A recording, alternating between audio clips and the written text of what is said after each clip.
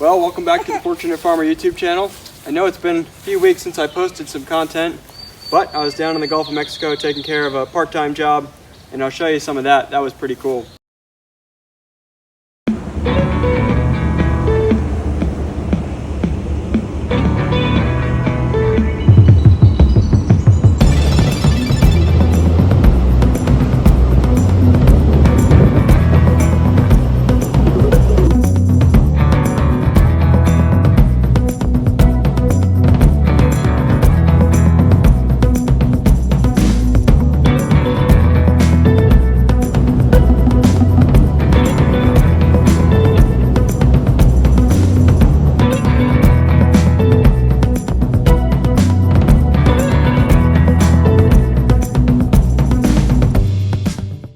We're standing here on the build site of the timber frame shop. There's going to be a pad here, 26 by 30, that the shop will sit down on. And coming up in the next few parts of the videos, you will see cutting down a bunch of trees, about 30 trees, and milling lots and lots of lumber. We milled poplar, we milled about 5,500 board feet of just timbers, plus all the boards that came off of that as well. So stay tuned, I hope you enjoy. So we're back up here on top of the hill where I had some forestry mulching done. It's a perfect spot to drop trees, buck them up, clean up the tops. And also there's a lot of great big poplars right on the edge of the clearing. So you got a couple right there, you got maybe 3 or 4 right there that we're gonna start with today. And then this little one as well right here. And just to get started on it, we'll probably drop them and buck them up to length. We gotta cut quite a bit to do this workshop, so no time like the present.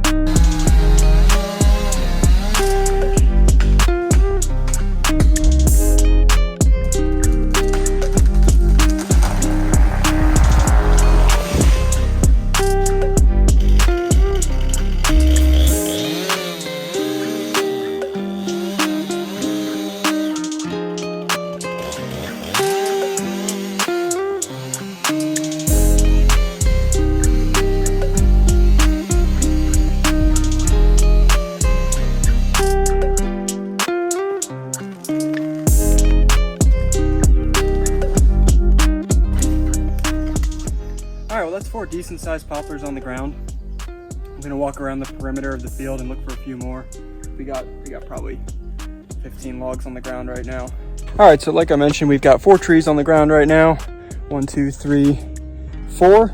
This one's a little bit smaller here, but we're gonna use it for braces or splines or something. Not every tree has got to be a whopping massive tree. I already like how the field's opened up some more over there. We got probably 3 more decent sized ones to take down right in that corridor. And then we got another couple nice ones around the edge. Some are showing some signs of decay.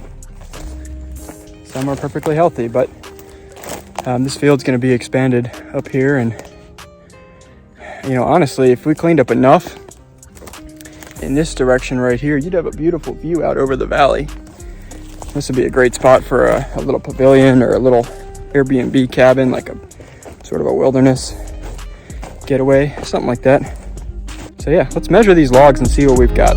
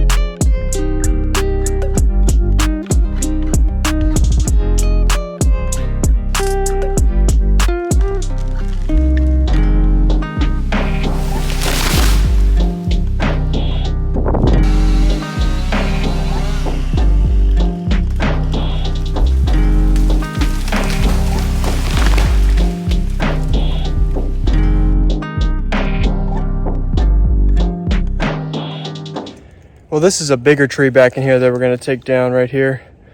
You look up and it's not looking so good. There's a couple dead branches up there, and the top is kind of terminated. We're going to drop this one and should yield some good lumber. Hopefully there's not too many problems with ants or bugs.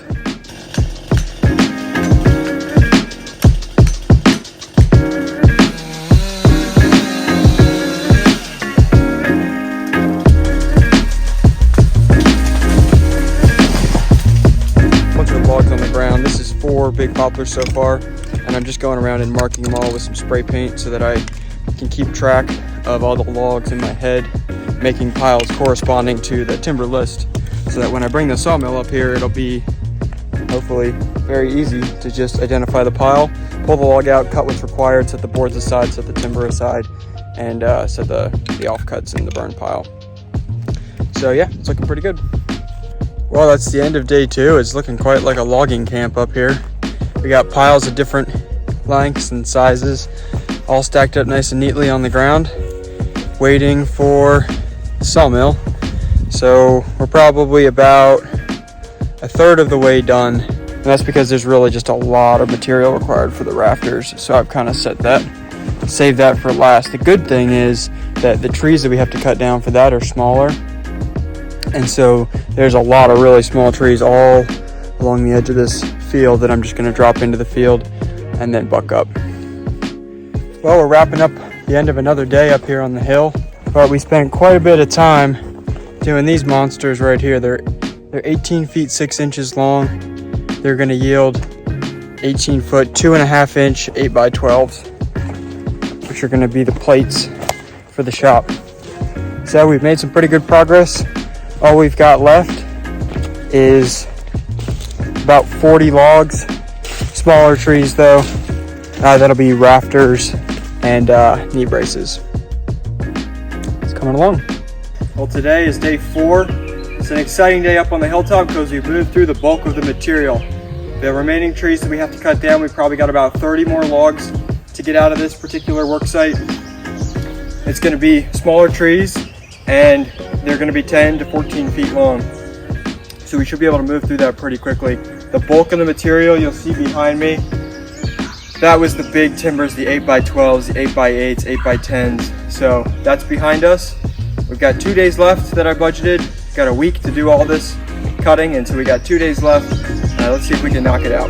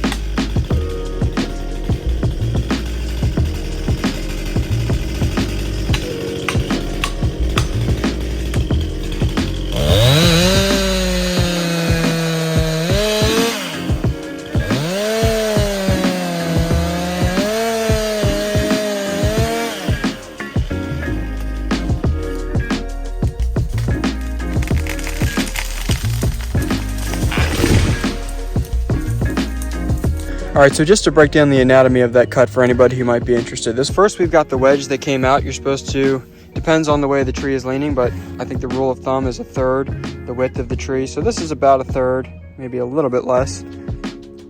And then you saw me score the back. And I learned this from an arborist who felled quite a bit of trees. The score mark is supposed to be level with your cut. And so you start your back cut 1 inch to 2 inches above that score mark so that you have plenty of a hinge. I mean, it depends on the way the tree is leaning, but this is a really safe way to do it. Then you saw me coming through the back. Now this tree was a little bit bigger than my bar. So what I did is I clipped this side a little bit first, and that's why you'll see the hinge wood actually comes back a little bit here, because I didn't get it quite all the way. But then after I had a good ways cut in, I still had a lot of holding wood right here. You saw me put the wedges in. And for this tree, it was leaning ever so slightly that direction, so it was not a big deal.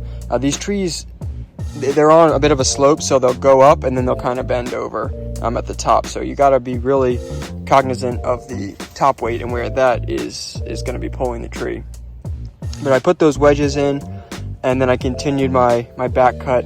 And you might have seen I stopped just when I got close to my hinge.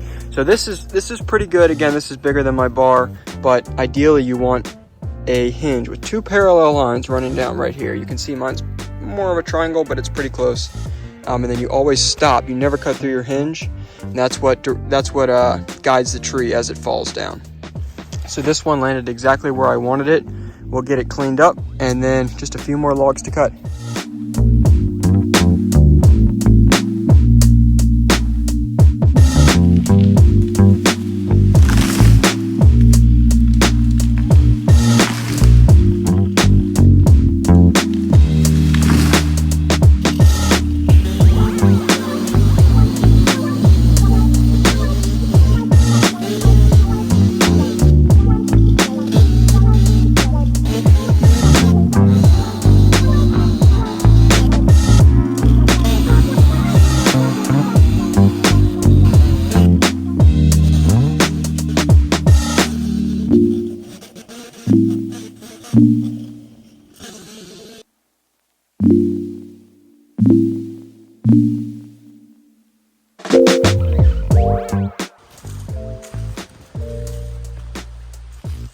Well, the sawmill's up at the job site.